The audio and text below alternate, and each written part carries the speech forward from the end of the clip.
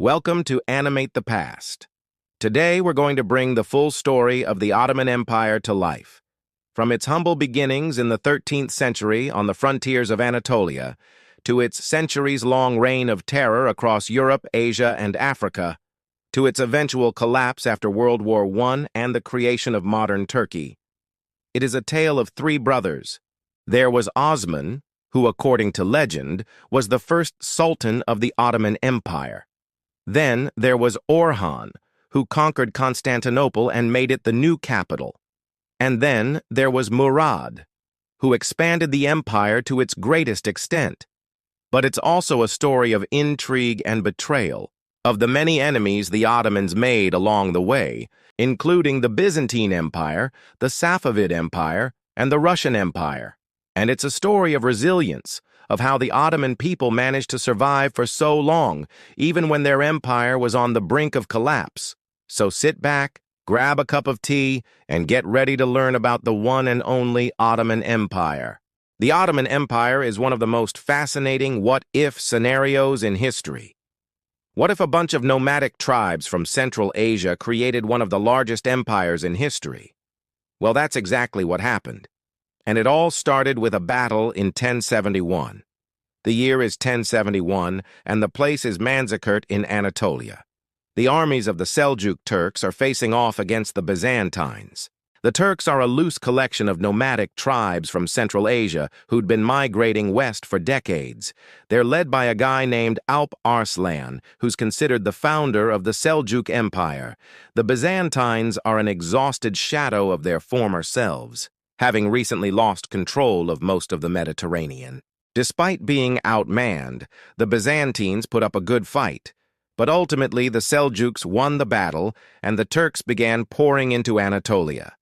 As the centuries passed, the Seljuk Empire grew weaker and weaker until it was nothing more than a collection of small principalities called beyliks. One of these beyliks was founded by a Turkish leader named Osman in northwestern Anatolia. He and his followers became known as Ottomans. For nearly 2 centuries, the Ottomans were just another small Turkish state. But in the mid-1300s, they began expanding. The first major city they seized was Bursa in 1326, but the real prize was Adrianople, which they captured in 1361. It gave them control of the Balkans and the gateway into Europe. From there, the Ottomans began to pour into the Byzantine Empire. Within a few decades, they'd taken Constantinople. Now, to be clear, this wasn't the end of the Byzantine Empire. They still held on to a small portion of Greece and the Aegean Islands, but the Ottomans kept pushing. Finally, in 1453, the Ottomans laid siege to Constantinople. After a brutal 2-month-long siege, Sultan Mehmed II, known as the Conqueror, entered the city on May 29, 1453. The 1,000-year-old Byzantine Empire came to an end. The Sultan renamed the city Istanbul and made it the new Ottoman capital. The conquest of Constantinople is such an iconic moment in history that it's almost become a meme. But it really was the birth of the Ottoman Empire. From there, they would go on to conquer large swaths of the Middle East, North Africa, and Eastern Europe. They even came close to taking Vienna before finally being defeated at the Battle of Karansebes. The Ottoman Empire would eventually collapse following World War I, but that's a story for another time. The Ottoman Empire, the weird uncle of the gunpowder empires who got all the concubines and land. What?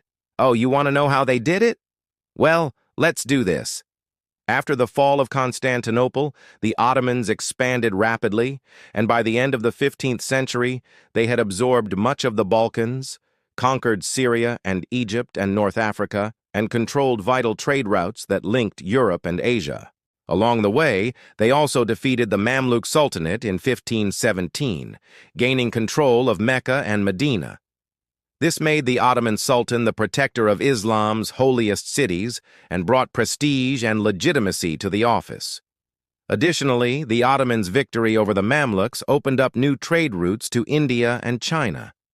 The expansion continued under Sultan Selim the Grim, who conquered Yemen and pushed into Arabia. His son, however, Sultan Suleiman the Magnificent, would be the one to take the empire to its peak. Suleiman ruled from 1520 to 1566 and is considered the greatest Ottoman monarch. During his reign, the Ottoman armies reached their greatest extent, and he is remembered for military conquests, legal reforms, and monumental architecture. Known as the lawgiver, he codified Ottoman law and introduced legal reforms modeled after the earlier Hanafi tradition. These included improvements to the judicial system, the codification of Islamic law, and the introduction of a new criminal code. The new legal reforms helped to ensure justice and stability throughout the empire, which in turn contributed to its prosperity and growth. In addition to his legal reforms, Suleiman also built many public works projects, including mosques, madrasas, hospitals, and public baths. One of his most famous buildings was the Süleymaniye Mosque in Istanbul, which became one of the largest and most important mosques in the city. Suleiman also commissioned the construction of new roads, bridges, and aqueducts throughout the empire, which helped to connect distant parts of the empire and improve the quality of life for his subjects. But perhaps Solomon's greatest legacy was his military conquests. He led the Ottoman army to victory in numerous battles against the Persians, the Safavids, the Habsburgs, and the Russians. One of his most famous victories was the Battle of Mohacs in 1526, in which he defeated the Hungarians and captured Belgrade. This victory made him the first Ottoman ruler to enter Central Europe, and it opened the door for further Ottoman expansion into the region. However, despite his many accomplishments, Suleiman's reign was not without its challenges. He faced rebellions and uprisings throughout his empire, particularly in the Balkans and in the Middle East. Nonetheless, he was able to put down most of these rebellions and maintain control over his vast empire. At its height, the Ottomans ruled lands stretching from Hungary to Yemen and from Algeria to Iraq. That's quite the real estate portfolio. Now, I could go on and talk about the many rulers and provinces of the Ottoman Empire, but that's not really what this video is about. If you'd like to see that, just comment down below and I'll add it to my list. But no, this video is about how the Ottomans got so big so fast, and for that, we can thank two things. The first is gunpowder. As we talked about in our last video, the Ottomans adopted firearms early on and used them effectively in warfare. This gave them a huge advantage over their enemies, many of whom were still using bows and arrows or other primitive weapons. For example, at the Battle of Karansebes in 1522, the Ottomans used their superior firepower to defeat the Hungarians, even though the latter had a larger force. The second factor was the use of cavalry. The Ottomans employed a highly skilled and disciplined cavalry force that played a key role in their military victories. These cavalry units were typically composed of light horse archers and were highly mobile and effective in battle. They were also well equipped with firearms and artillery, which made them a formidable force on the battlefield. Furthermore, the Ottomans were able to maintain a large and efficient cavalry force, due to the introduction of accounting procedures that ensured that horses were properly cared for and accounted for.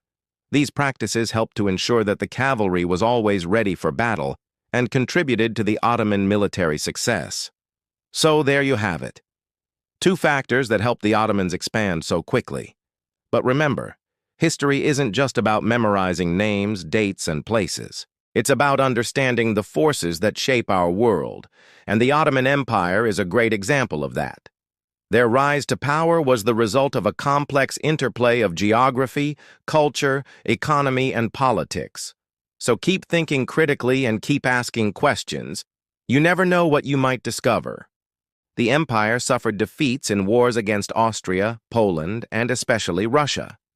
European powers developed stronger economies and militaries, while the Ottomans lagged behind. By the 18th and 19th centuries, nationalist revolts in Greece, Serbia, and the Balkans weakened Ottoman control. The empire was called the sick man of Europe, as it lost territories one by one. Meanwhile, European empires seized Ottoman lands in North Africa and the Middle East.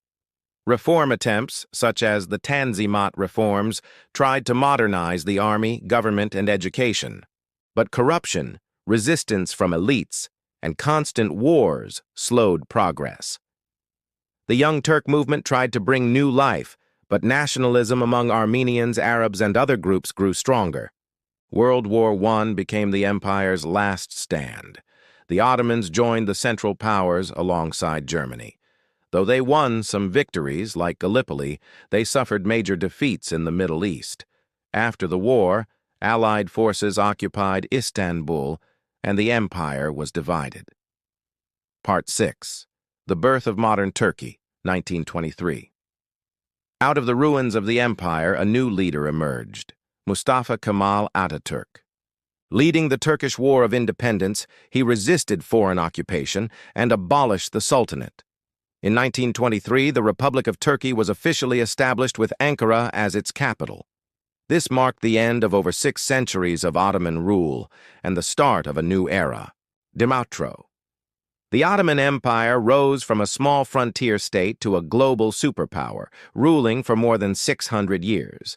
Though it eventually declined, its legacy still lives on in modern Turkey and in the cultural, architectural, and political history of the regions it once ruled.